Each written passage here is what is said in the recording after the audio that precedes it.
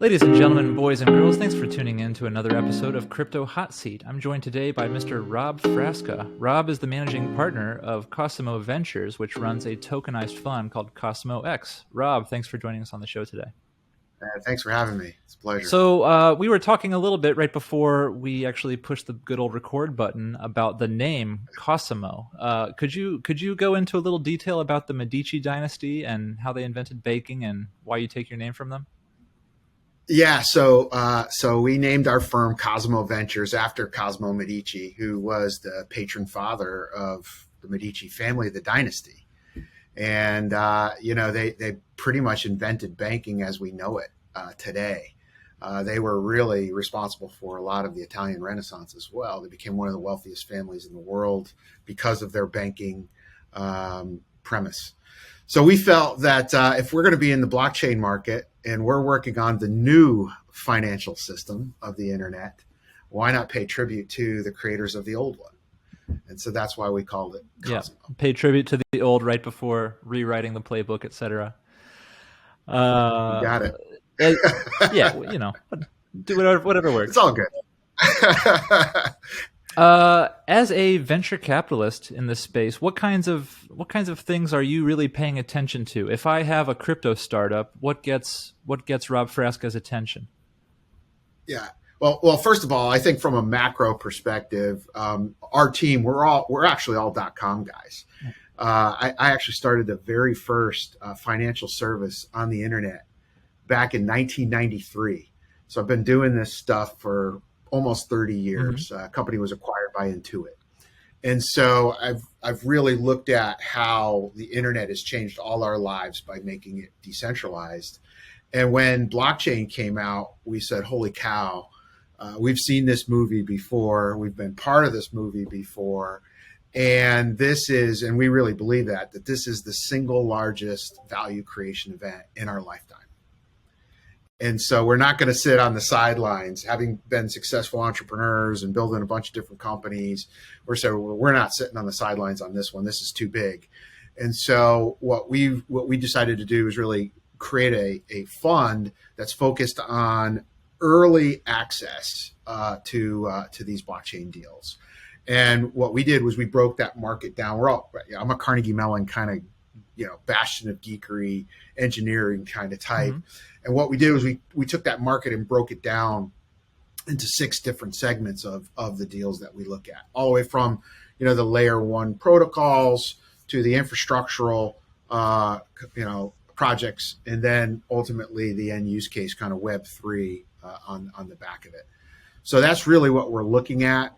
And what we try to do is really get in and meet the management teams and really get involved and try to bring our entrepreneurial values to the table when we're working with them as we invest. Got you. Yeah, I mean, I don't mean to brush over your past, because it's certainly you've got some prominent bodies buried, so to speak. Let me run through this real quick. Rob is credited with creating one of the first internet fintech companies, Galt Technologies. That's right. And so that's a nice, clear connecting thread to blockchain. It makes a lot of sense that you would be involved in something like that in the 90s. And then, as you said, we've seen this movie before. Could you talk to me a little bit more specifically about, what was the first time you heard the word Bitcoin, right?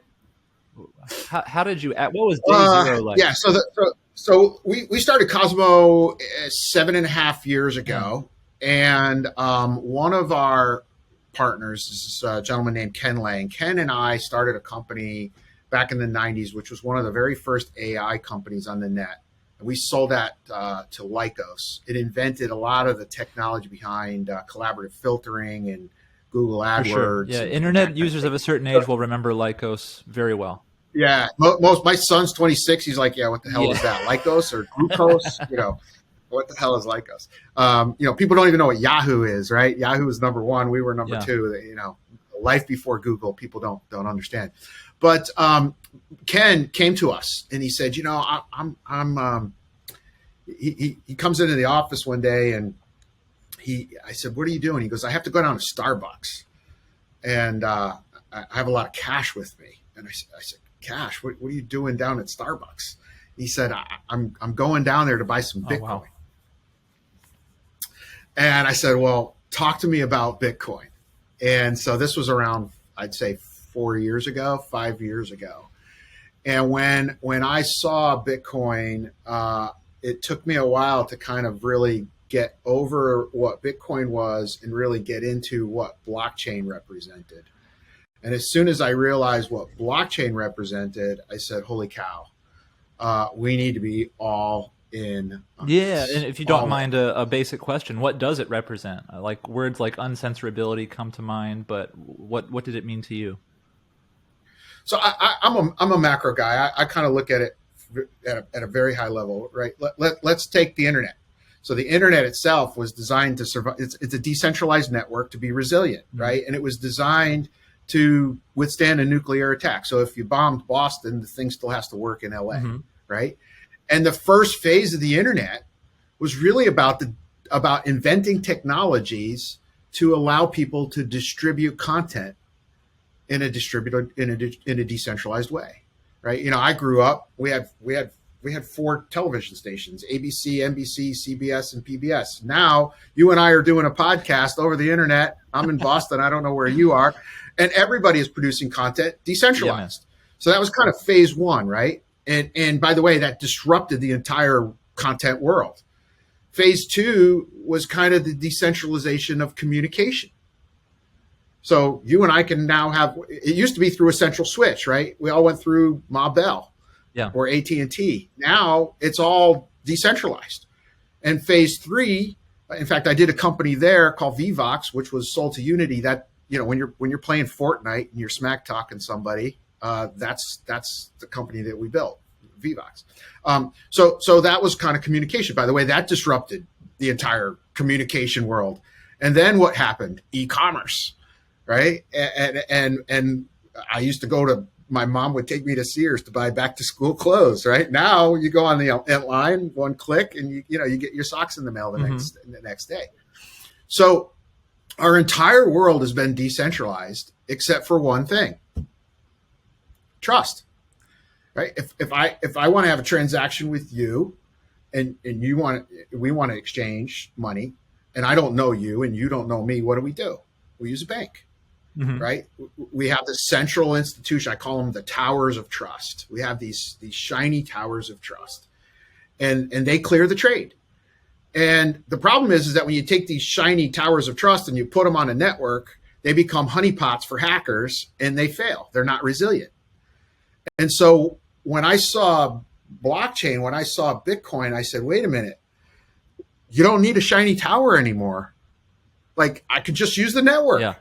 So we've gone from these towers to this town square. We've gone from a tower to a square. It's a square, a town square of people talking. So now all of a sudden I can just ask the network, hey, wait a minute, did I just give you $10? And you ask the network, and the network says, yeah, Rob gave you $10. Dylan, you got $10.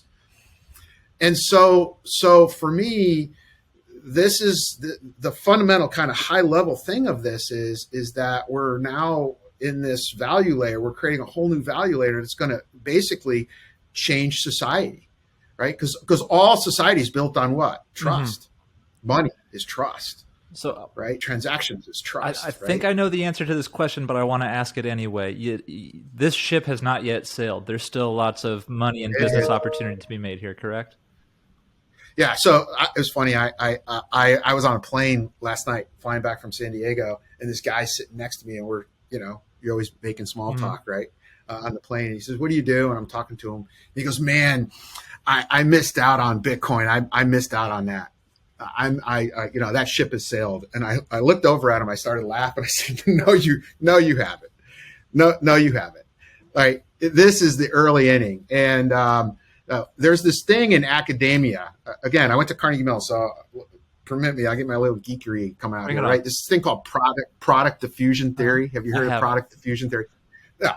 So all product diffusion theory is a bunch of academics that basically came together and said, this is how all products are adopted, how population adopts products. And it turns out that whether you're selling energy drinks or Bitcoin, they all get adopted in the same way. And they get adopted on an S curve. What happens is you get these visionaries that kind of come into the market. It's generally about 2 to 5% of the world that are visionaries. These are the guys, they come up with the idea and they invent something and they inspire the early adopters. And the early adopters look at what the visionaries do and they make it better. And by making it better, more people adopt it. So these early adopters, they're around 8 to 10% of the market. So they're more early adopters than there are visionaries.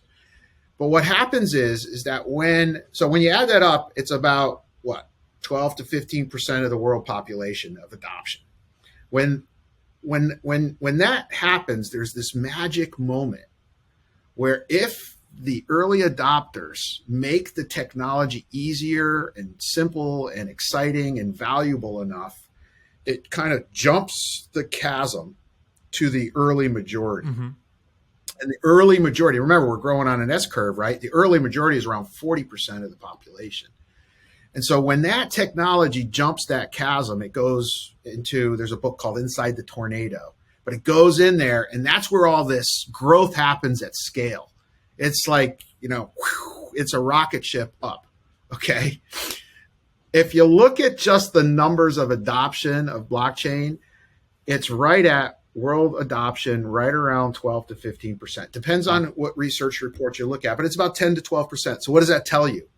What it tells you is that we're jumping the chasm and we're jumping into the tornado, and get ready for liftoff. Yeah. And by the way, this is not new, right? This happened with steel. It happened with railroads. It happened with the internet. It happened with personal computers. It happened with mobile phones. It's happened over and over and over and over through history. So it's not like this new invention. And so all you got to do is kind of play that into what we're seeing here today. Yeah. So long-winded answer, kind of geeky answer to your question. This is early, and now's the time. Perfect, man. Speaking of being early to the game, I suspect there aren't a lot of other tokenized funds out there. How did this get off the ground? And maybe you could talk about some of the advantages that this offers versus a traditional fund. Yeah. So look, I've been fortunate to have some successful exits. I'm in a bunch of different venture funds, and the average Joe, the average retail guy, isn't jumping into a venture fund. They're not doing it. They can't. All right, they got to be accredited. They got to write a big check. They're locked up for a long period of time. They're making capital calls, and so you've got this big global retail population that, quite frankly, doesn't have access to venture capital in particularly the early stage market. So when we created Cosmo X, our fund, what we said was, why not use blockchain to actually create a security token of that fund? Okay, almost like a mutual fund, right? Where you're buying a share in that mutual fund, you're buying a token in that fund, and now you, as a retail investor outside the U.S., you have to be accredited in the U.S. Unfortunately, you have to, but outside the U.S., you don't have to be. And now you can kind of come into this fund and ultimately enjoy the benefit of our network, of our ability to get into these deals very early, generally before these projects get listed.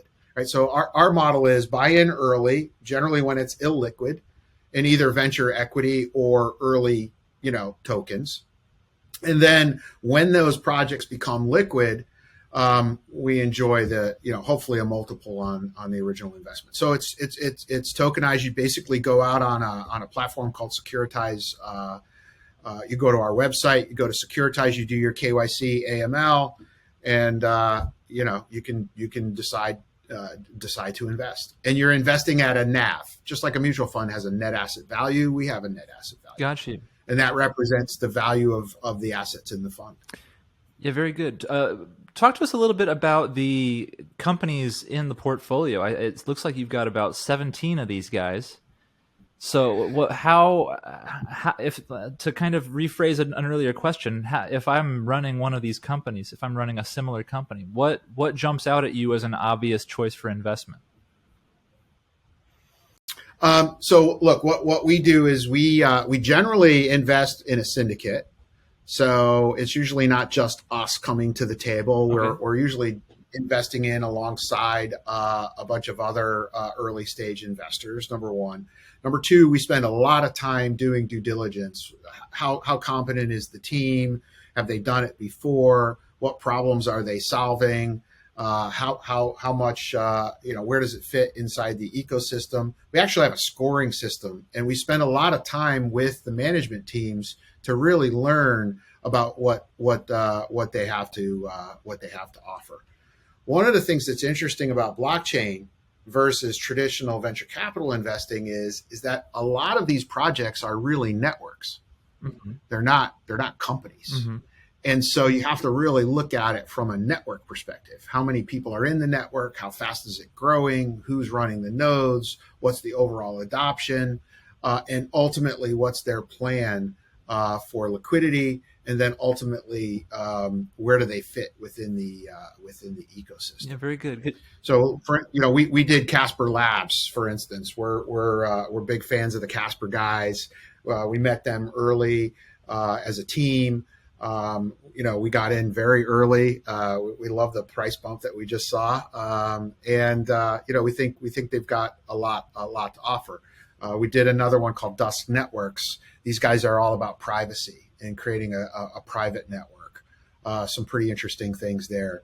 The folks at Integral, they're building a decentralized exchange. So that's kind of cool. Endow is a pretty, I would say, very, very creative approach to essentially creating a currency that is designed to be adaptive, meaning its monetary policy adjusts to the overall supply and demand condition in the market. It's proof of stake, built on Tendermint. So we really are looking at across the board. Spending a lot of time right now looking at the NFT space as well. Sure. Yeah. What's got you excited about NFTs? How would you theoretically appraise an NFT for its investment merits? So one of the things that drives me nuts about NFTs is the fact that they call them NFTs. It's not about the NFT. In my mind, NFTs equal Beanie Babies. Okay. What NFTs really represent to me, and as investors should represent to you, is what NFTs really are, is digital rights management. Mm-hmm. It's decentralized digital rights management. That's what's exciting to me. So if you remember the kind of early discussion, right? If you're a content creator, right? Dylan, you're a content creator, right? Absolutely. If you're an athlete, whatever, we're all content creators in today's world. Why? Because we have what? We have decentralized content. We can put it anywhere, put it on YouTube, put it on Vimeo, right? How do you make money as a content creator? Who owns the digital rights to that? Well, today we've got what? A system of shiny towers. Yeah. We take our content, we put it on that shiny tower, and the shiny tower says to us, I'll pay you. Okay. And, you look at William Morris, right? They're agents. And when they do a media deal, they have a huge contract, big, thick contract. And what's that contract do? That contract decides who gets paid. Is it the promoter? Is it the venue? Is it the athlete? Is the sponsor? And everybody's getting paid something different. And that contract is being negotiated. Well, now imagine a world where instead, through an NFT system, I can take that contract as a creator and create my own contract. And I can embed that in the media.